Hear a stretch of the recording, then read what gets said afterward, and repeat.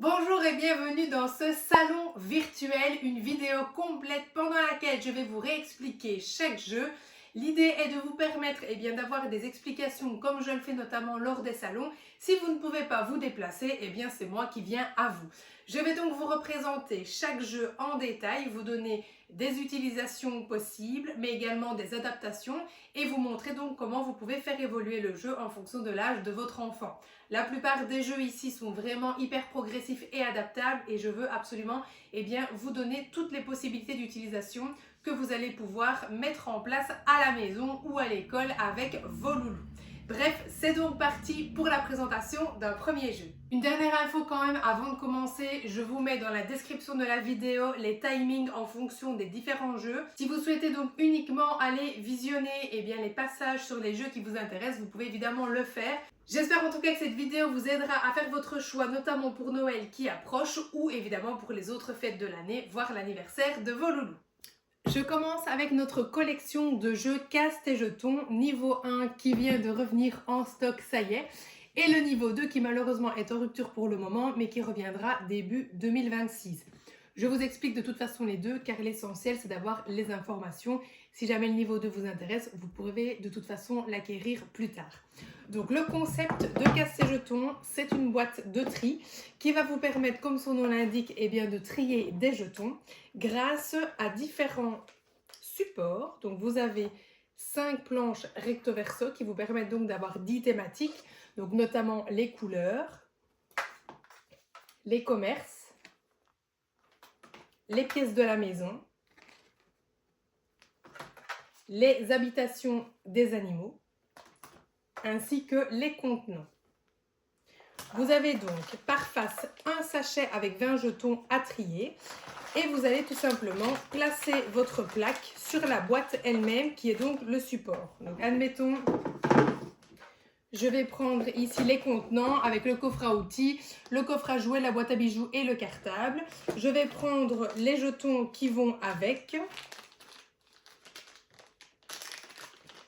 Voilà, donc vous avez 20 gros jetons comme ceci, avec à chaque fois une illustration et tout simplement, on va glisser dans la fente le jeton.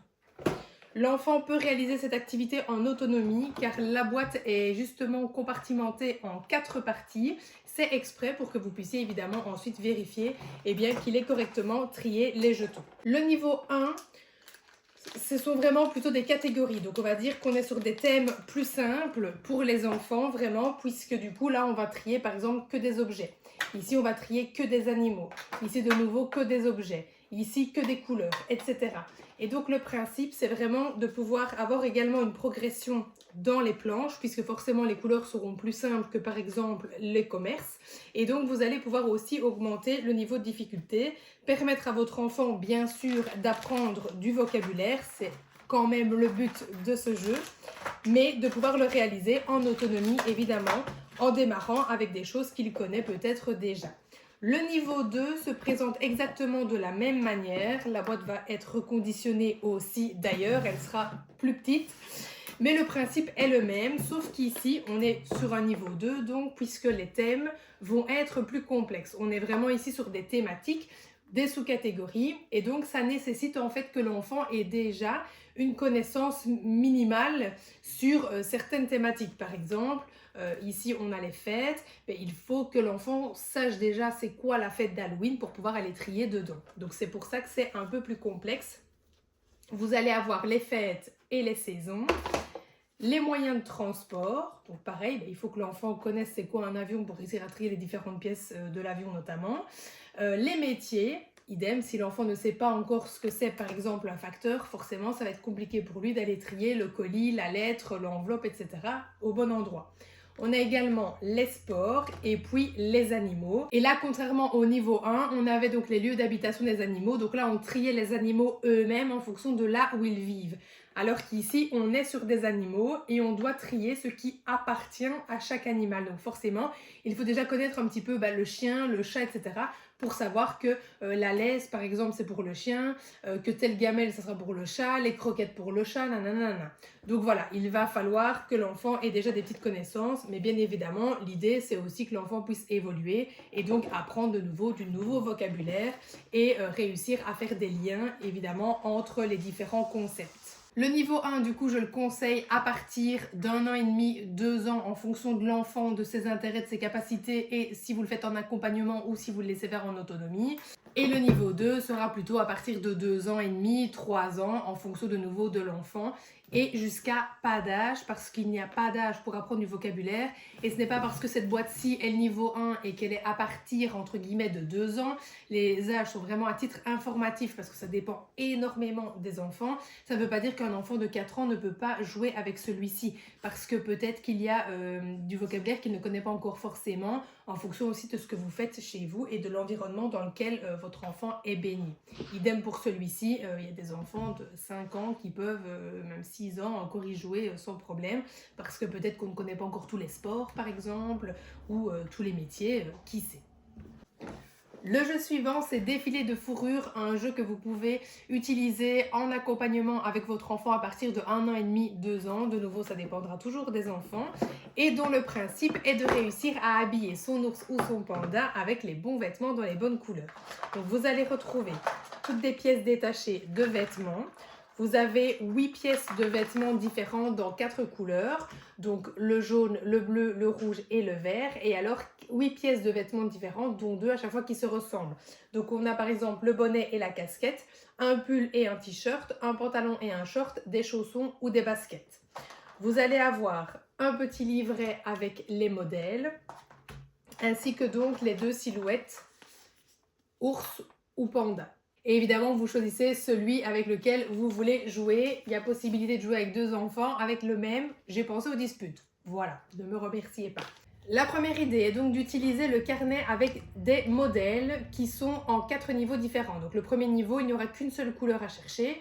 Dans le deuxième, il y aura 2 couleurs. Dans le troisième, 3 et dans le quatrième, 4 couleurs. Évidemment, vous l'aurez compris si vous avez suivi la logique. Donc l'idée, c'est soit que sur observation, l'enfant va donc aller chercher les bonnes pièces de vêtements dans les bonnes couleurs et les placer du coup ici sur son panda. Soit vous allez lui décrire, donc il ne voit pas et il doit écouter, comprendre et exécuter les petites consignes. Soit il peut aussi le mémoriser, on le cache et puis il doit donc le reproduire. Vous l'aurez compris ici, le but étant aussi de faire évoluer le jeu et de pouvoir l'utiliser avec des plus grands. Évidemment, l'enfant va pouvoir jouer seul, mais il va aussi pouvoir jouer à 2. À ce moment-là, on peut soit utiliser les modèles ou pas. Et alors l'idée, ça va être de jouer avec un petit dé. On va lancer le dé et l'enfant doit donc aller chercher une pièce de vêtement qui correspond à la couleur. Donc notamment ici, quelque chose de rouge.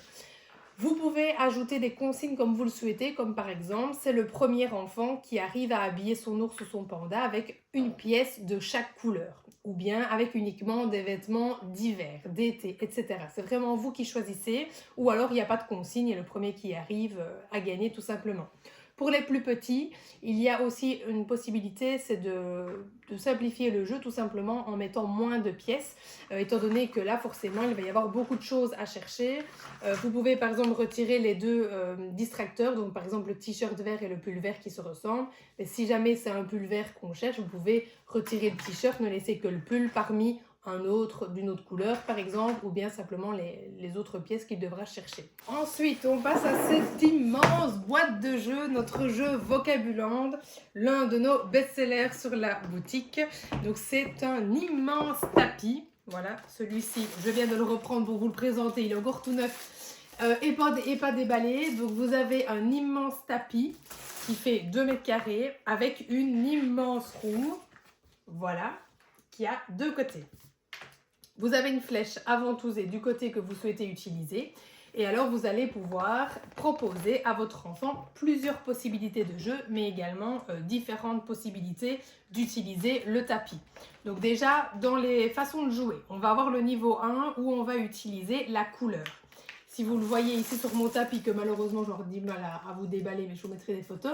Vous avez donc des photos réelles qui sont mises dans des ronds de couleurs différents. Donc admettons je tombe sur vert, et bien l'enfant doit courir sur un rond vert et dire sur quel mot il est arrivé. Par exemple ici, les chaussettes. Si les enfants jouent à plusieurs, évidemment, et ça c'est équivalent pour tous les jeux, c'est le plus rapide à s'y placer qui remporte le point et ou qui dépose un jeton. Vous avez des grands jetons de 2 couleurs, et bien qui remportera le point. La deuxième façon de jouer, c'est avec les photos. Donc là, l'enfant se rend sur la même photo. Soit il la voit, soit vous lui donnez le mot, soit vous allez lui faire deviner. Déjà là, on peut complexifier. Ensuite, de l'autre côté, pour les plus grands, vous allez avoir des consignes. Donc, par exemple, c'est chaud, c'est lourd, c'est froid, c'est salé, c'est sucré, ça ne sent pas bon, etc. Donc, même principe, l'enfant, le premier qui se place sur une bonne réponse remporte le point. Mais vous pouvez aussi demander à l'enfant de placer des jetons sur toutes les bonnes réponses. On peut faire tous les possibles. Et alors, vous avez également tout ce qui est lettres.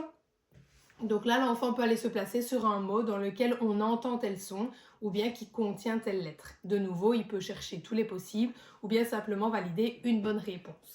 Vous pouvez donc jouer de plusieurs façons avec le tapis. La première façon, c'est celle dont je viens de vous parler, donc simplement de se déplacer, de marcher sur le tapis. Soit on y va directement en marchant, soit on y va en déposant des palets pour valider ses bonnes réponses. Mais vous avez également d'autres possibilités de jeu, comme par exemple le fait de devoir traverser le tapis. Donc là, les enfants vont évoluer en fait ligne par ligne et le premier qui arrive à sortir du tapis remporte la partie. Et d'autres possibilités évidemment que je vous laisserai aussi découvrir. Vous avez une très grande notice dans la boîte avec plein d'idées de jeux et de conseils. C'est un jeu que je vous recommande à partir d'1 an et demi, 2 ans également. Évidemment, avec les plus petits, on va les aider tout simplement. Ils vont regarder la photo et puis essayer de trouver la même. Et vous pouvez également utiliser le tapis tout seul, sans la roue, avec les plus petits. Et on s'amuse à découvrir simplement les images sur lesquelles les enfants marchent à 4 pattes, par exemple, dessus.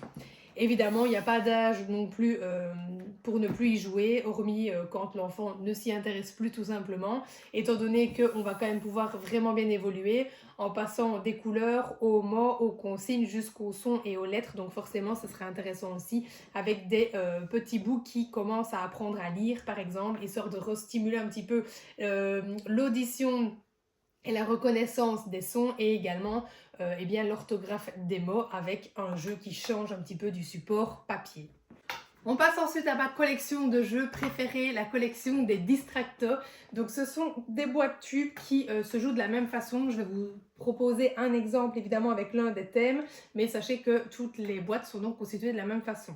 À savoir que le Distracto des aliments est actuellement en rupture, mais en cours de réimpression et sera de nouveau disponible début 2026. Et les boîtes, évidemment, seront reconfectionnées dans ce format-ci, qui est donc le tout nouveau format, avec Distracto Animaux qui fait enfin son grand retour. On l'attendait avec impatience. Et nos deux nouveautés qui sont les Distracto des fêtes et des saisons.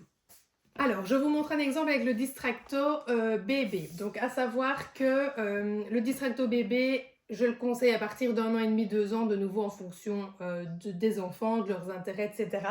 Vous allez pouvoir vraiment simplifier le jeu, donc c'est ça qui va être intéressant aussi et qu'on va pouvoir l'utiliser dès tout petit. Le Distracto des aliments à partir de 2 ans, ainsi que celui des animaux, et alors ces deux-ci plutôt à partir de 3 ans, tout simplement parce que le vocabulaire est plus spécifique, mais il n'empêche qu'ils peuvent tous être utilisés avec des plus petits comme avec des plus grands, étant donné qu'il y a plusieurs façons de jouer, et je vais vous les expliquer juste maintenant. Donc vous avez dans chaque tube 2 paquets de cartes, ainsi que 4 tapettes assorties aux boîtes, voilà. Donc vous avez la possibilité de jouer. Déjà avec des plus petits, on va simplement mettre moins de cartes. Et sinon, on va utiliser le niveau 1. Donc le niveau 1, on va placer simplement sur la table des images sur fond blanc. On a une pioche avec les mêmes images et tout simplement, je vais montrer l'image à l'enfant qui va devoir venir la récupérer avec la tapette le plus vite possible. Soit il joue tout seul et on est cool, soit évidemment on peut se challenger, on joue à plusieurs et c'est le plus rapide qui attrape la carte qui remportera donc le point. Donc le niveau 1, soit je montre l'image à l'enfant, soit je lui dis le mot, soit je lui fais deviner. Ensuite, en niveau 2, vous allez mettre les cartes sur fond de couleur. Donc là, vous allez retrouver plusieurs fois les mêmes images, mais sur des couleurs différentes. Vous avez ensuite une autre, donc l'autre pioche, pareil, vous retournez les cartes et là vous allez trouver des consignes. Donc vous allez soit lire la consigne à l'enfant, par exemple une cuillère sur une carte rose, le plus rapide qui l'attrape remporte le point. Soit l'enfant va lire lui-même, donc déjà on est sur un niveau plus complexe. Soit on peut encore plus complexifier. Là je vais faire une pioche avec mes cartes images sur fond de couleur et je vais étaler sur la table mes textes.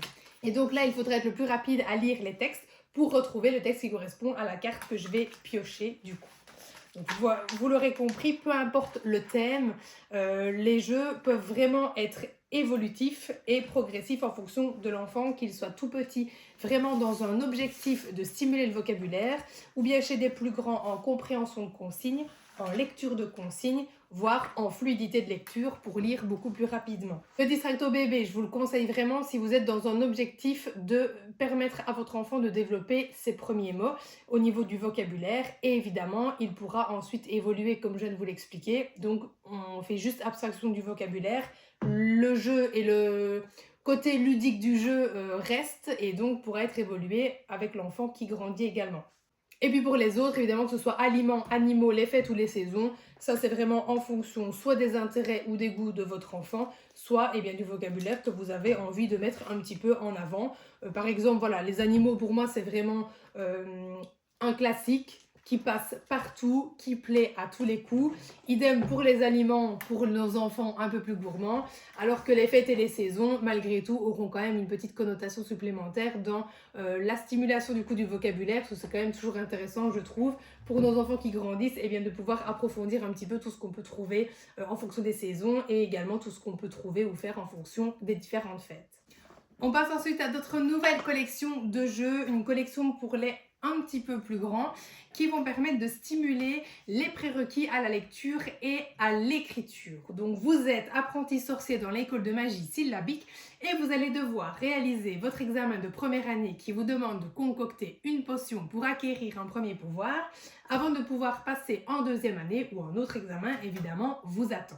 Donc dans le premier niveau, sortilège syllabique, les enfants vont jouer chacun à leur tour. Ils commencent par choisir la potion avec laquelle ils souhaitent jouer.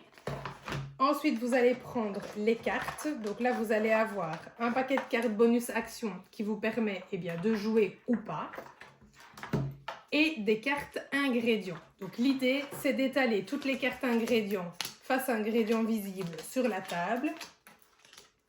Ensuite, les enfants vont retourner une carte dans la pioche. Donc, on va avoir soit des bonus, soit des cartes pas de chance. Donc, par exemple, si je pioche un sorcier avec une tapette, super, je vais pouvoir jouer une fois et attraper un ingrédient. Mais je pourrais aussi en attraper 2 ou 3. Et alors, j'ai aussi des cartes qui vont me faire soit passer mon tour si j'attrape un sorcier qui boude, soit j'ai peur, je perds un ingrédient. Et alors, la pire, ma potion se renverse, je perds tous les ingrédients que j'ai récupérés. Donc, admettons, je peux jouer une fois, j'attrape le sorcier avec la tapette. Je vais simplement choisir un ingrédient que je veux mettre dans ma potion, admettons un œil jaune, et je vais retourner la carte pour regarder quel est le mot qui est derrière. Je vais ensuite compter le nombre de syllabes. Alors, soit je compte correctement, et puis c'est tout, et ça me suffit à remporter simplement l'ingrédient et à le déposer dans ma potion. Soit, avec les plus grands, on va pouvoir déterminer avant de jouer combien de syllabes je dois gagner. Donc, admettons, moi, je ne dois gagner que les mots de 2 syllabes. Là, pas de chance, il n'y a qu'une syllabe, je ne peux pas le gagner, je le remets dans le jeu. Et avec les plus petits, on peut faire abstraction des syllabes et simplement dire les mots. Donc, l'enfant attrape un ingrédient et il découvre le mot et il dit tout simplement ce que c'est. En sachant qu'ici, du coup, on sera sur du vocabulaire un peu plus magique, à destination des sorciers, des châteaux, etc. Le premier qui aura donc 5 à 10 ingrédients dans son chaudron en fonction du temps que vous souhaitez jouer aura donc remporté la partie. Dans la boîte, vous trouverez également un petit sorcier ainsi qu'une planche pour aider vos enfants à compter les syllabes. Je ne m'étale pas énormément sur la présentation de ce jeu parce qu'il y a une vidéo exprès déjà complète sur ces deux jeux. Je vous mets d'ailleurs le lien si vous souhaitez en savoir plus et voir réellement une partie jouée avec toutes les explications. Il vous suffira de cliquer dessus. Je vous présente également brièvement du coup Métamorphose syllabique qui est donc le niveau 2, donc on va dire à partir à peu près de 3-4 ans et ici 5-6 ans. Donc ici, deuxième examen de magie, vous allez devoir remplir votre armoire d'objets magiques. Alors vous avez un niveau 1 avec des mots de 2 syllabes et un niveau 2 avec des mots de 3 syllabes. Donc à vous de choisir en fonction de votre enfant. Vous avez toujours une petite fiche d'aide pour vous aider au niveau des syllabes et alors différents paquets de cartes. Vous choisissez niveau 1 ou niveau 2 en fonction de ce que vous avez choisi. Et ensuite, vous avez, même principe que dans l'autre, un paquet de cartes bonus action. Donc chacun à son tour, on va retourner une carte pour voir si on peut jouer ou pas. Et donc de nouveau, on va avoir soit le sorcier avec une tapette qui nous permet de jouer une fois, soit on peut jouer 2 fois, ou alors pas de chance, j'ai peur, je perds un objet magique, je boude, je passe mon tour, ou malheur, mon armoire se casse, je perds tous les objets accumulés. Donc pour gagner des objets, je vais piocher une carte, admettons je peux jouer une fois. Je vais avoir sur ma table les 10 cartes de niveau 1 qui sont installées. L'idée, c'est de fusionner 2 objets connus pour en créer un nouveau à mettre donc dans mon armoire. Donc, à l'aide de ma tapette magique, je vais attraper 2 cartes et je vais regarder ce que j'ai attrapé. Donc, par exemple, ici, une souris et un chapeau. Je vais fusionner les 2 et donc leur donner un nouveau nom. C'est là que la petite fiche d'aide visuelle va aider. C'est qu'on va, par exemple, garder la première syllabe de chaque mot pour lui donner un nouveau mot. Donc, par exemple, ici, une soucha ou un chassou. Une fois que j'ai trouvé, alors je vais chercher après ce nouvel animal dans mon armoire et le cocher. Le premier qui a 5 à 10 objets de nouveau dans son armoire, eh bien, aura remporté la partie. Vous pouvez évidemment ajouter plus de fun et essayer de gagner uniquement les souris, les dragons, faire une ligne complète dans votre armoire. Ça, c'est vraiment à vous de voir. Et alors le dernier jeu pour le moment de la gamme, qui est un premier jeu ado-adulte, plutôt un jeu d'ambiance ici, parce que oui, voilà, j'ai décidé et j'ai pas envie de me priver de les sortir également. Avant évidemment les futures nouveautés de 2026 qui arriveront, donc il y aura une petite nouveauté courant 2026, restez bien connectés. Et puis ensuite les nouveautés arriveront, je l'espère, chaque année en septembre. Mais donc voilà le dernier pour le moment qui se trouve sur la boutique. Donc c'est Défiguré. C'est un jeu qui va clairement vous faire perdre la tête. Le but de ce jeu, c'est de réussir à confectionner des visages en ayant de manière successive eh bien, les différentes parties du visage. Donc vous allez avoir, il me manque pas, la bouche, le nez, les oreilles, les cheveux et les yeux. L'idée, c'est donc de réussir à avoir ces 5 cartes qui se succèdent, peu importe l'ordre, pour pouvoir remporter eh bien, le paquet de cartes et donc le plus possible de visages. Vous allez avoir différents jeux, des jeux de placement, des jeux de rapidité et ou de mémoire en fonction évidemment de ce que vous aimez ou non. Je sais que tout le monde n'aime pas forcément les jeux de rapidité et de mémoire, donc on a pensé évidemment à vous également. Donc par exemple pour le premier jeu, chaque joueur a un paquet de cartes équivalent et alors on va retourner les cartes chacun à notre tour jusqu'à ce que eh bien, on voit apparaître les 5 parties du visage. Une fois que c'est fait, on frappe et on remporte les cartes. Évidemment, ce n'est pas aussi simple parce que par exemple ici, vous avez oreille, nez, nez. Donc on repart au nez et on oublie le reste pour pouvoir continuer notre visage. Bon, je n'ai pas bien mélangé les cartes ici, mais enfin voilà, vous aurez compris l'idée. Ici, on a oreille, bouche, nez. Évidemment, les cartes sont posées les unes sur les autres, donc on ne les voit pas et c'est là que c'est vraiment pas si simple. Si vous avez un visage complet, alors celle-ci c'est un bonus qui nous permet d'attraper le tas de cartes quand on le souhaite. Et si vous avez une carte point d'interrogation, celle-ci permet de remplacer n'importe quel élément du visage. Vous avez également d'autres façons de jouer. Une où vous allez avoir uniquement des cartes oreilles sur la table. Chaque joueur a de nouveau en sa possession un paquet de cartes équivalent aux autres joueurs. Et on va retourner en fait chacun à notre tour une carte à aller déposer où on le souhaite. Le but étant de réussir de nouveau à confectionner des visages. Et donc dès qu'il y a un visage complet qui sort, eh bien hop, on remporte et on replace une carte oreille. Et pour le dernier jeu, donc là chaque joueur aura toujours 3 cartes dans sa main.